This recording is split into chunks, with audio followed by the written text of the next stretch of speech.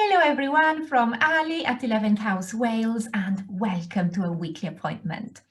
Now this week we're going to talk about something peculiar which our brain does that we can harness and use to our advantage, and we can use it to make the most of our positive experiences and also to redress those experiences which are not that positive. So what I'm talking about is called by psychologists duration neglect.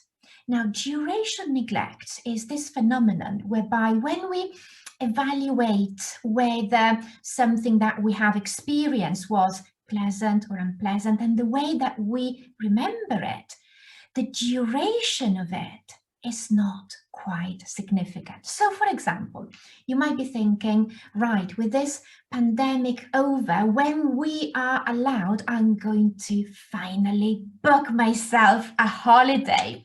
And you might be thinking, do you know what? It's been so long, I'm going to save up, and instead of going away for a week, I'm going to go away for 2 weeks, because we all know that 2 weeks should be twice as good as 1 week. It's going to be twice as pleasant, twice as memorable, twice as blissful. But is it really? And in the same way, you know, something, let's say something negative, something unpleasant might happen. So for example, you might have, let's say, a meeting at work, a meeting with a difficult colleague or a difficult boss. And usually these meetings last half an hour, let's say, and this particular one is going to last an hour. You know that is going to last an hour. And you start dreading it twice as much, because you think, well, an hour obviously is twice the duration, is going to be twice as dreadful. Now, this is not the way that our brain works. Our brain takes almost no notice of the duration of an experience. What it goes by in judging this experience is two things, is the intensity of it. So the intensity of when this experience reaches the peak. How intense is it? How pleasant or unpleasant is it at the peak? The other thing, crucially, and that is where our power comes in, is the ending. So our brain pays attention to the peak, the intensity at the peak, and the ending of it. Now, you might be thinking that is all very interesting, but on a practical level, how is that helping me? Now, the end is where you can insert something positive. You can consciously make a point of putting something positive there. So, for example, you've got, again, a meeting at work, and you might be discussing these disastrous sales that you've been having for a few months. And at the end of the meeting, you can end on a positive note. So you could be saying something like, but in the meantime, we have acquired experience and learning through this, which will make sure that we do a lot better in future, for example. Or when you are giving feedback to someone and you don't want them to dwell and focus too much on the negative, because you don't want to, you don't want them to be too down, too dispirited by the feedback, you can finish on a positive note. Or when you have a long day in front of you and you have this endless list of tasks to do, you can make sure that you get the unpleasant ones out of the way first and finish with your favorite tasks. And on a, I think, an even more empowering note, what we can do with that awareness is, when you have negative thoughts, for example, you have anxious thoughts about something, and they can be like a fly buzzing around and around and around, and it just goes on and on in circles in your head. Now, you might or might not have been practicing this thing of the practice of chasing these thoughts to the end. Now, what you can do is, instead of letting your thoughts just go round and circle back on itself on repeat like that annoying fly, you can take that thought, and it is something that we can actually do together now. So bring to mind something which is being difficult for you at the moment, or something which is on your mind because you are anticipating it, hasn't happened yet, but it is there giving you anxiety.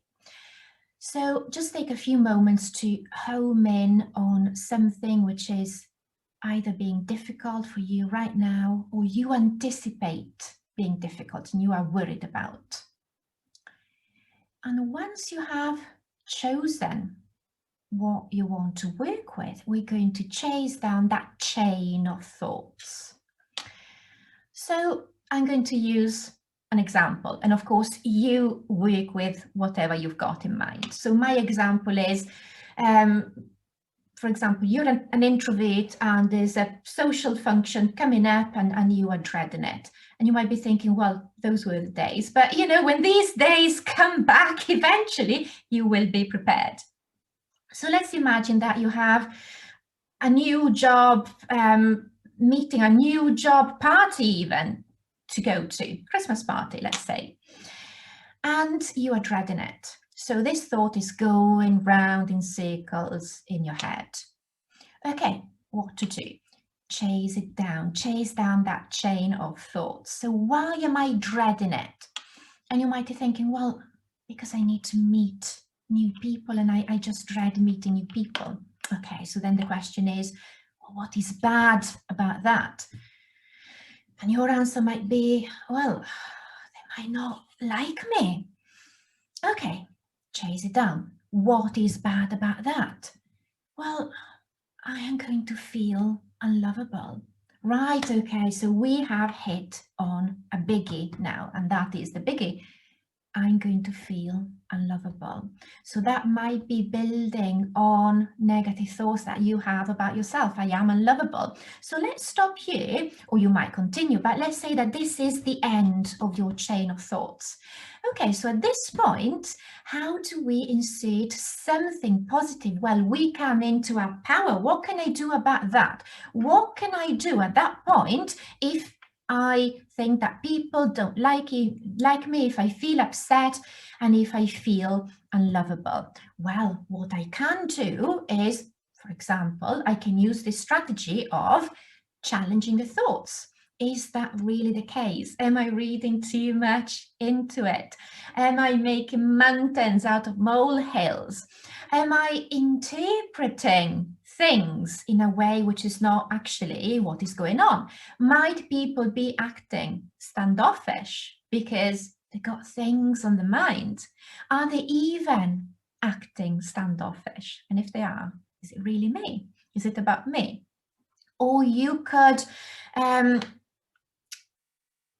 say, right, so if I feel upset, if I start thinking they don't like me, if I feel unlovable, then I might remember all of the people I have around me in my life who do love me, who do value me, who do appreciate me. So by employing your strategies then, instead of ending on a sense of hopelessness and helplessness, then you will be ending with a sense of being empowered, being in control, being in the driving seat, being masterful, having strategies to deal with life, and with a sense of relief and maybe some lightness as well, knowing that if the worst comes to worst, then you will be able to handle the situation. So I really hope that you have found this helpful, because this is a strategy, like I said, that you can employ both with the positive in your life and the negative as well. And I will see you here next week, same day, same time. All the best. Bye. Bye-bye.